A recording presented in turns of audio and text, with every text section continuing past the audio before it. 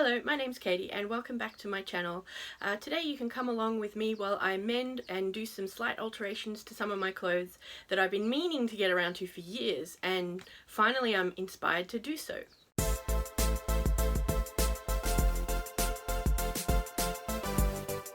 So I've chosen 4 pieces of clothing today that I'm planning to work on, and I'm going to do them in order of easiest to hardest.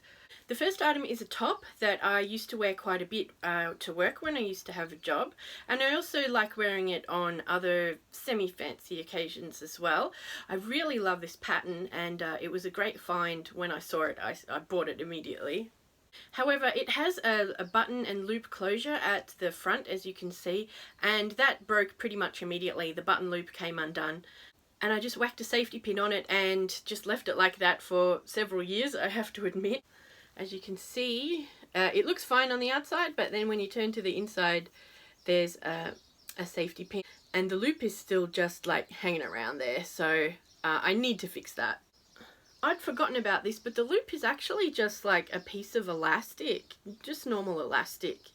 And to be honest, I would never wear this with the button undone anyway, so I think what I'm going to do is, instead of sewing back the button loop, just sew the whole thing shut and make it into a sort of faux button closure. Okay, so I've got the special fabric scissors here, and just going to snip that off. There we are. No going back now. So now I just want to sew these 2 bits together, and I don't have any red thread, so I'm just going to use white thread. Now I'm just going to line up these 2 edges and just sew them together. It's been so long since I've done any hand sewing, I'm very clumsy and I apologise. Also, I probably chose a needle that's too big for this one, so don't do that. So I was inspired to do this project by a few different videos I've watched lately about sustainable clothing and mending clothing, and I've come to realise that I want to value my clothes more rather than just seeing them as things that, oh, it doesn't matter if they break or they look scuzzy or there's something wrong with them, or they look fine from the outside but there's lots of safety pins on the inside, you know, holding them together. And I actually have a lot of clothes like that, and safety pins are great. Like, they're great to fix something in a pinch, but they're a double-edged sword, because then it doesn't encourage you or motivate you to make the more permanent changes to your clothes that you probably should be making to make your clothes last longer. I've realised recently that, for me anyway, it's an aspect of self-respect and self-care to have clothes that are well looked after, and that, you know, aren't full of secret safety pins inside. And I feel like I deserve to have clothes that look good, or look the way I want them to, and are well taken care of. So that one's done. All it took was just 3 or 4 little stitches, as you can see, on the inside, and then on the outside it just looks like a nice button loop with the button on there. The next piece is a pair of pants. I've had these pants for a really long time as well, maybe 10 years, and they were too long in the legs. Yeah, they're too long. I like that they're quite skinny jeans, but they just look really baggy at the bottom, and I don't think that's a good look. And speaking of secret safety pins, these ones also, when I first got them, I realised they were too long, so I took them up with some safety pins on the inside. So let me show you the dirty secret inside these pants. Oh dear. Whoops. So I just safety pinned them up on the inside, and attached the safety pins to the seam on each side. But ever since then, every time I wear them for like 8 to 10 years, it's annoying, because when I go to put them on, just imagine like this is on the inside of the pants, but when I go to put them on, my foot gets caught here, and I have to like spend extra time trying to put the pants on and then getting my foot to come out the right part, and it's time for a change. It's time to fix that.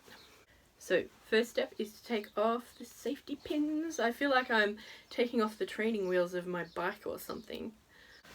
I'll tell you a secret though, I actually had to take them off in order to model them for you in the before pictures, so, and then I had to put them back on again. Here we go, snippy snippy. Normally I would advise you to measure before you cut, but because these were folded up for so long, they have a very distinct line in them already, so I'm going to use that as my reference for cutting. But what I am going to do is, I've chopped the first one.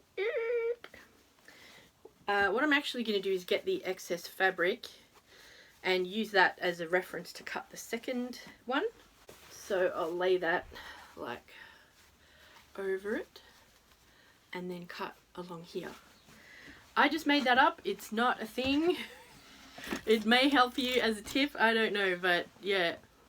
Well, there's no going back now, I have got them both off. Now to redo the hem, to make it look nice, there's a few ways you can do it, but what I'm going to do is a double fold.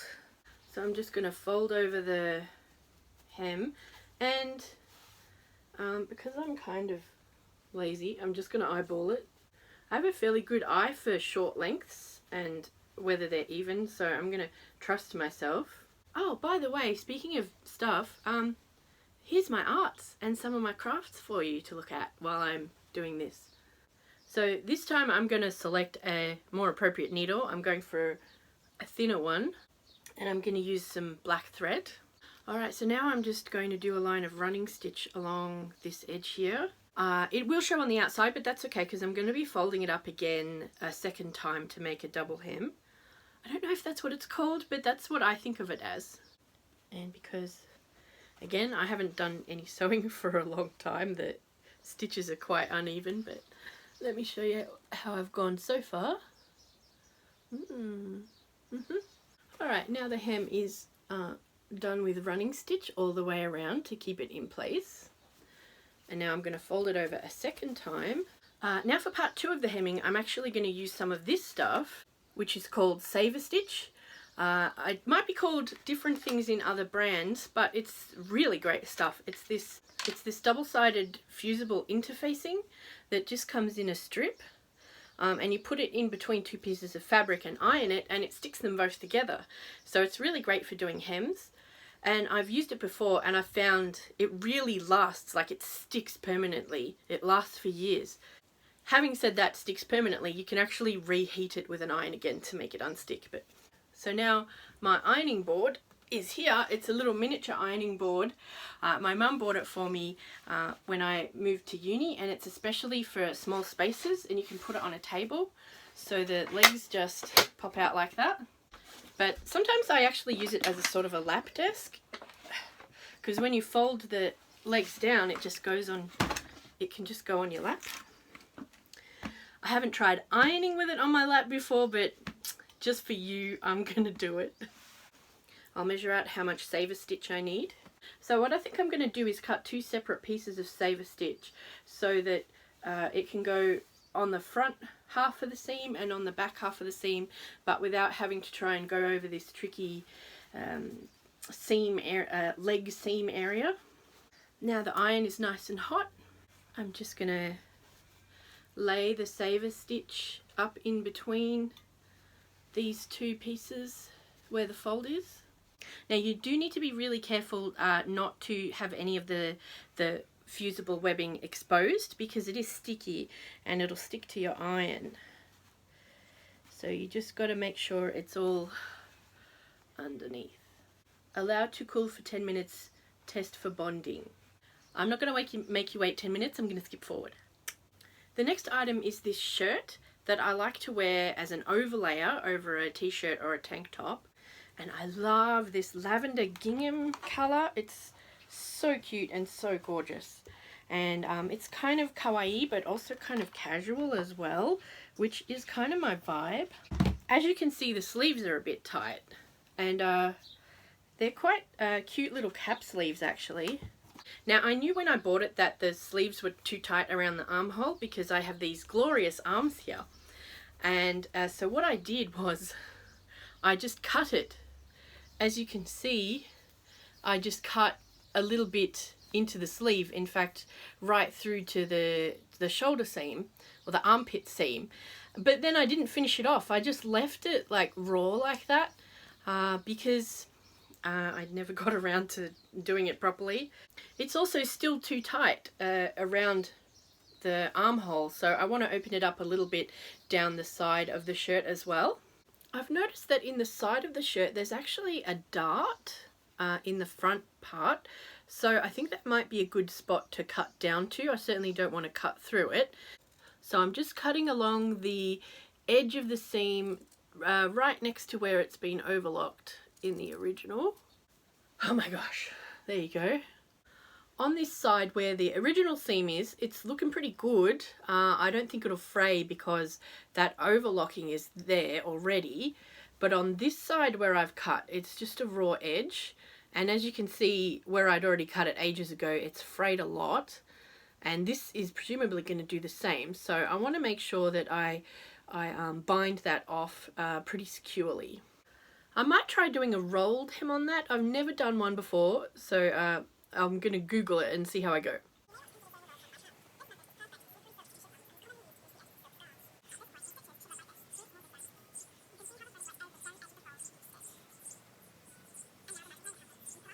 I'm doing it. I'm actually doing it. I'm doing my first ever rolled hem. This is pretty cool.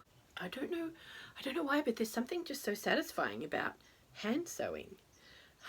When I think about doing it, I always dread it, but then when I actually get down to doing it, it just taps into some kind of primal, ageless craft activity that you know has been done for thousands and thousands of years by your ancestors before you. And I just get a feeling.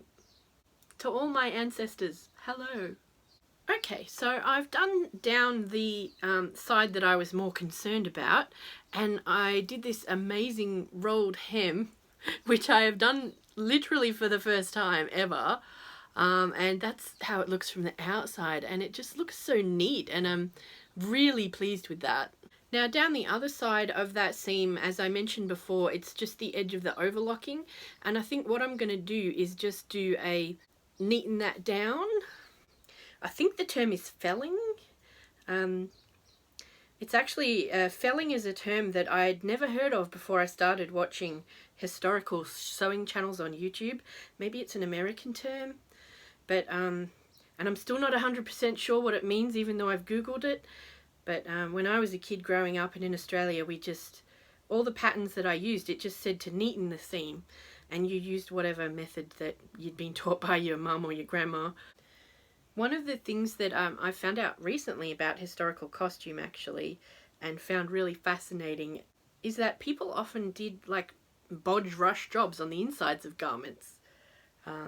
I've learned this from Bernadette Banner. Actually, her channel is great. I'll link it down below. Yeah, because the inside of the garment wasn't going to be seen, people often just like did a bodge job on it, basically. They didn't neaten it off properly, or they just left raw edges if it wasn't going to be a fabric that frayed a lot. And I find this quite funny, because you wouldn't have thought so, would you? They look so stunning from the outside, but on the inside, they just look like a crappy botched job. A lot of the garments I've seen people make on historical sewing channels, they're so beautifully done on the inside as well as on the outside that I actually feel like in a lot of cases they're going to a lot more effort than people would have done back in the old days, which I find actually quite funny. No one's going to be, flipping up the hem of your skirt to try and see how you, well, I should hope not, to try and see how you finished it off in real life. But if you're making the garment on YouTube, then the inside is exposed to the whole world, so you have to make it look as nice as possible. Oh wow, I've nearly finished this one already. I just did a whip stitch, and you can see a few of the stitches on the outside a little bit, but not too bad. It's going to be under my armpit anyway, so no one's probably going to see it. I'm not going to walk around with my arms up in the air all day, so I think I'll be pretty safe there. So now I've got this seam on the underarm where it's nicely finished on each side, and hopefully it won't fray out in the future. And due to the magic of the internet, I'm going to do the second half later. Okay, well, the last project is going to be the hardest, I think. This top, which I think I've shown you in a previous video, or maybe it's Pink Sister, I have two in the same style, is one of my favourite tops. It survived the KonMari purge because it brings me so much joy. I took them both with me on my trip to Japan and wore them several times back in 2008. So they bring me back really fond memories. And yes, they are incredibly old and they're falling apart, but I don't care. I only wear them at home these days. But unfortunately, I let things go too far and the top has a lot of holes in it. Yeah, it's rather embarrassing actually. This is why I never wear them outside of the house anymore. And they also have paint stains on them from when I do my painting. I don't want this to go on any longer. I don't want this top to become even more shredded up than it already is, because I do want to keep it for even longer than I already have. So the bit I'm going to focus on today is these big holes right in the front. They're the ones I'm most worried about. So I don't really know how to do this. This is just an experiment, and if I stuff it up, then, well, there goes my top. The idea that I had to fix this top was to use some double-sided interfacing, which I don't actually have. I keep meaning to buy some, but I don't have some. But the saver stitch that I used earlier is actually double-sided interfacing. It's just in strips rather than a sheet. But hopefully I can figure out somehow to make that work. Alright, now what I want to do, hopefully if it works, is I have this scrap fabric, which is quite a nice matching colour, I think, to this top. So what I want to do is somehow fuse this scrap fabric onto the inside so it makes like a cool window effect, I suppose. I might try it on this one big hole near the bottom first and see if it works. What I thought of doing is to put a piece of baking paper, or parchment paper I think they call it in some countries, on top of the layer so that the saver stitch interfacing doesn't stick to my iron. Hopefully it'll work. Alright, so I've cut a bit of scrap fabric out of my fabric and made it slightly bigger than the hole. So I get my trusty ironing board. Okay, so I'm putting a piece of baking paper underneath. I'm making a sandwich. Now I'm going to get some saver stitch. Actually, I might cut two pieces just to be safe, overlapping each other. Now I'm going to put the piece of scrap fabric over the top. What you want is so that the saver stitch doesn't stick out, because if it sticks to your iron, it's game over. Alright, here we go.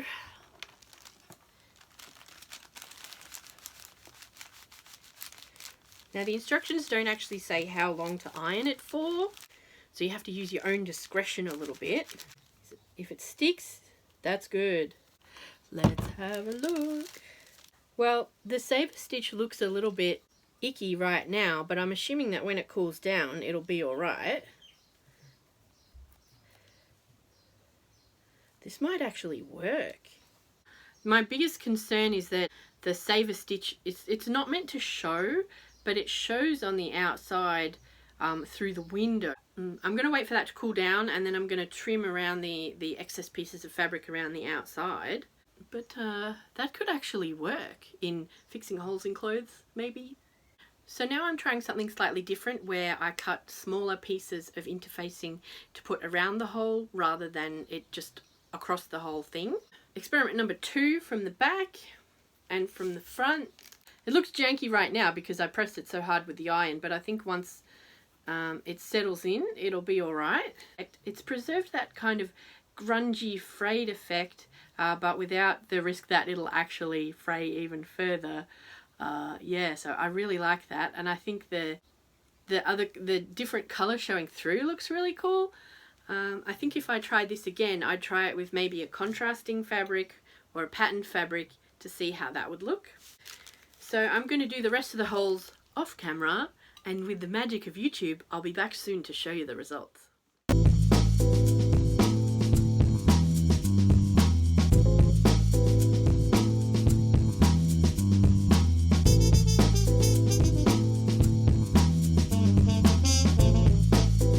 And here are the results. First up is my top with the keyhole neckline with its now fake button closure, which probably doesn't look that much different, but on the inside I know that there's not a pesky safety pin in there anymore. Second up are my pants, which now look like nice skinny leg pants instead of baggy at the bottom and also difficult to get on. Thirdly is my overlayer shirt, which I now can get on and off easily without having to struggle with getting my arms through the armholes. Even though it doesn't show from the outside really, I know in my heart that I took care of it properly and fixed it to make it fit me and did a good job of it too. And last up is my top which I've loved for many years and didn't want to dye, and hopefully now that it won't die, or at least it will take longer to dye. And with the restoration of this top, which is extremely old and I purchased from Target, I do believe that I should retain my crown as the queen of turning fast fashion into slow fashion. Thank you so much for watching this video. I really hope you enjoyed it. If so, maybe consider giving it a like and subscribing if you'd like to see more plus size craft and sewing and fashion. Either way, no pressure. I just think you're amazing and I hope you have a great day. Bye! Choppy choppy! This is where you need an assistant. There. You know what I mean. Which part of that is screwed? The whole thing, I would say. Hello. Tell me what you thought of my background. Tell me if you think I should get a second camera so that you can see what I'm doing close up. That would be great, wouldn't it? I'd like that. Anyway, bye.